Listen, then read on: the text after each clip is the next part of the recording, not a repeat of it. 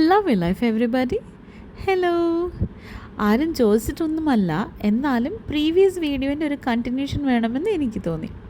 So 2016 December അല്ലെങ്കിൽ 2017 ജാനുവരിയിലാണ് ഞാൻ ഈ ഡ്രാമ കാണുന്നത്. ഹൊറാങ് ഹൊറാങ് ഹൊറാ ഹൊറാ എന്തുമായിരുന്നു ഹൊറാങ് അല്ലേ?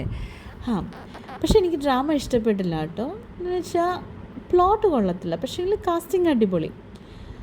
ആ സമയത്തേക്ക് എല്ലാ ഡ്രാമയും കുത്തിരുന്ന് കാണുന്ന ഒരാളാണ് ഞാൻ. എല്ലാ ഡ്രാമയും എനിക്ക് ഇഷ്ടപ്പെടും, പക്ഷെ ഇത് മാത്രം എനിക്ക് ഇഷ്ടപ്പെട്ടില്ല. കാസ്റ്റിംഗ് കൊണ്ട് മാത്രം ഞാൻ കണ്ടുകൊണ്ടിരിക്കുമായിരുന്നു. അപ്പം ഞാൻ ശ്രദ്ധിച്ചൊരു കാര്യം, എല്ലാ കമൻസും പറയുന്നത് ഞാനൊരു ആർമി ആയതുകൊണ്ടാണ് ഇത് കാണുന്നത്, ആർമിക്കാർക്ക് വേണ്ടി ഉണ്ടാക്കിയ ഡ്രാമയാണ് അങ്ങനെ. അപ്പം ഞാൻ വിചാരിച്ചു, ഈ ഡ്രാമയും ആർമിയും തമ്മിൽ എന്ത് ബന്ധമുള്ളത്? ഇതിപ്പോൾ ഇതിന് ആർമിക്കാർക്ക് ഉണ്ടാക്കിയത്, ഇതിനകത്ത് ആർമിക്കാർക്ക് അവർ ഏത് രീതിയിലാണ് ഇൻഫ്ലുവൻസ്ഡ് ആവുന്നത് എന്നൊക്കെ ഞാൻ ആലോചിച്ചു. പിന്നെ എനിക്ക് കൊറിയക്കാർക്ക് എന്തെങ്കിലും ഉണ്ടോ എന്നറിയാൻ വേണ്ടിയിട്ട് ഞാൻ കുറച്ചും കൂടെ ഡീപ്പായിട്ട് സെർച്ച് ചെയ്ത് കണ്ടുപിടിച്ച ഒരു ജെമ്മാണ് BTS എന്ന് പറയുന്നത്. അന്ന് തൊട്ട് ഇന്ന് വരെ ഭയങ്കര വലിയ ഫാനാണ്. BTS ആർമിയാണ്. അവരുടെ ജേർണിയിൽ ത്രൂ ഔട്ട് ഉണ്ടാവാൻ പറ്റി, അവരുടെ ജേർണി കാണാൻ പറ്റി, അവരുടെ സക്സസ് കാണാൻ പറ്റി. I am so happy and proud.